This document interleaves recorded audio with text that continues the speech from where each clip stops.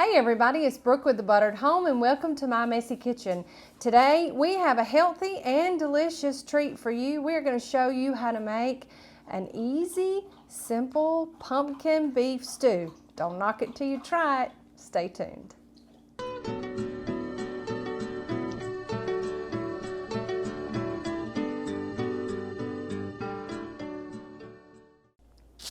First, we start out with 1.5 to 2 pounds of stew beef. You can also buy chuck eye and cut it up into whatever size cubes you like. So in my cast iron, I'm just going to season it with probably about 1/2 teaspoon of salt and 1/4 teaspoon of pepper. And now these are just some basic spices. We're going to add more in the crock pot whenever we put it in there. We're not cooking the beef, we're just searing the beef, which means we're just going to keep it moving after we get it seasoned for about 2 to 3 minutes just to lock in that moisture. Then we're going to add about 1/2 teaspoon of paprika, and I'm using smoked paprika. You can use regular paprika if you'd like. We're just going to give that a stir so that all that stew beef can get the seasoning on it. And you'll notice when you stir it that it's already starting to just brown. So to keep it from cooking too long, we're over about medium to low heat. We're just going to continue to stir it until all sides of that beef just have that little brown color on it. This is called searing the meat. I do this with roast too. So once we get it seared, we'll remove it from the heat and we'll go ahead and put it in the liner of our crock pot. So let's get everything else ready.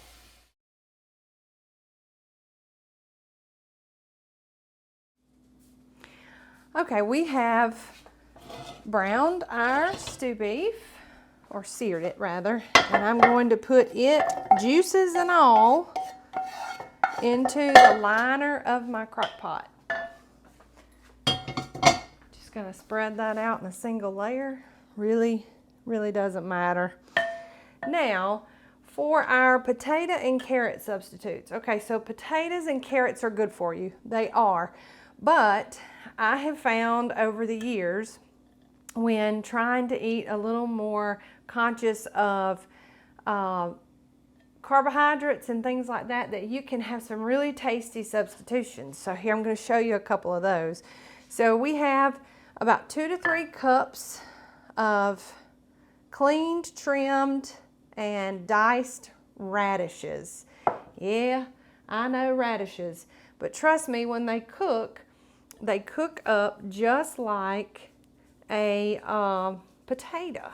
They add a little bit of a peppery taste and soften up. They're fantastic.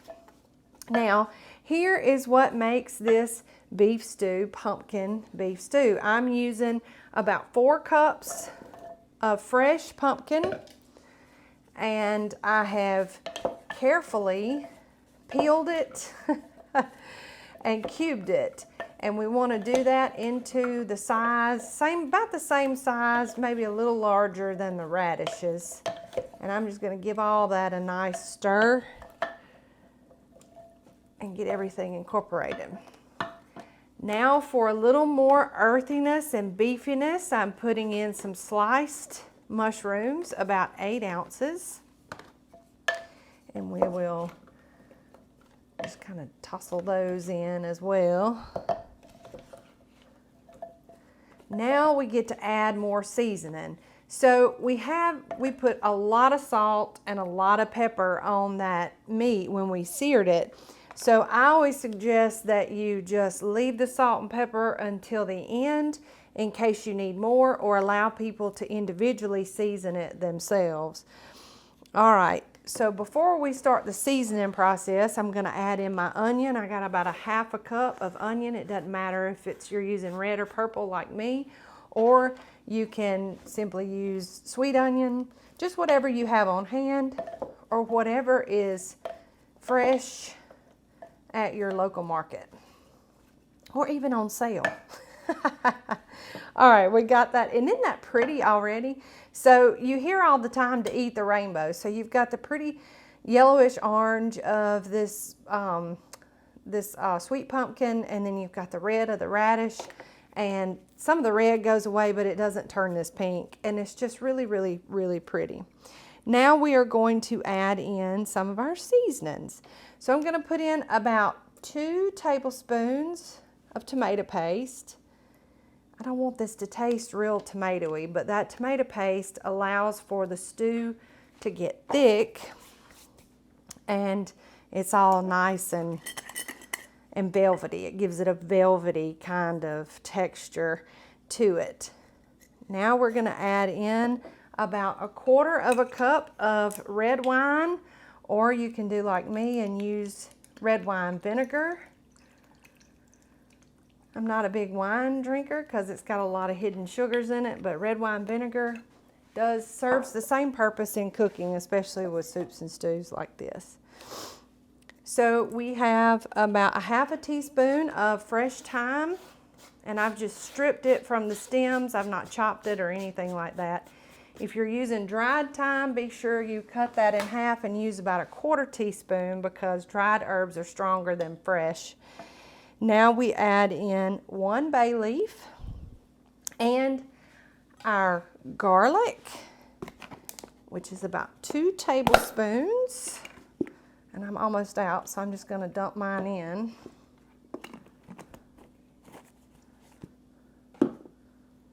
And then I'm going to give that a good little mix just to get that kind of evenly distributed across the top. There's no need to like do a deep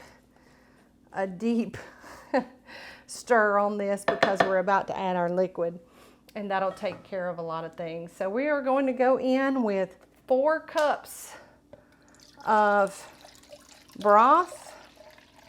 You can use beef broth, you can use chicken broth, you can use vegetable broth. I am a huge proponent of using what you have on hand. The recipe that you will find at the website is for beef broth, but Brooke doesn't have beef broth, so Brooke is using chicken stock. You'll notice that it really doesn't matter. So we just pour that right over the top, and I am going to give it, and I'm going to take that bay leaf and just hang on to it till I give this a good stir. I try to keep my bay leaf near the top because after the cook time is up, it comes back out. But your radishes and your pumpkin will the radishes will stay kind of intact, but your pumpkin should cook down. So my pumpkin is in larger pieces than the radishes because they'll actually kind of cook off more like a potato. The radishes will kind of hold their shape more like a carrot. So we will put the top on this, and we will cook this on low for 8 hours, or maybe high for anywhere from 4 to 5. You just want to test it, make sure your beef is done and not tough. Right before your beef gets done, it can get a little tough. So make sure that your beef just kind of falls apart. Then we will come back, garnish this with some parsley, more salt and pepper if needed, and show you the finished product. So stay tuned.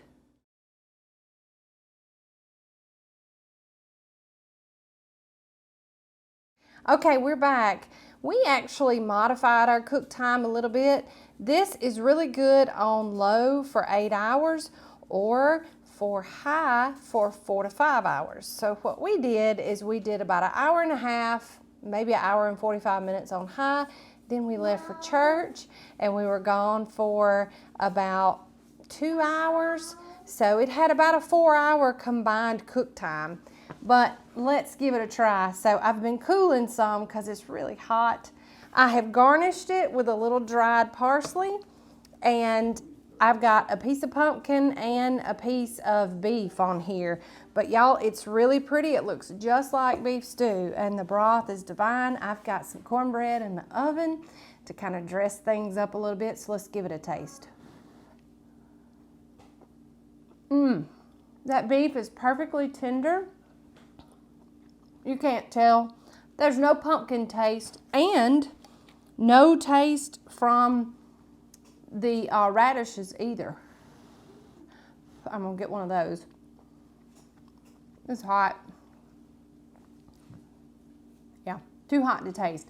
But I've done this before, and the radishes end up tasting more like potatoes. The pumpkin's more like a good cooked carrot. You really can't tell the difference.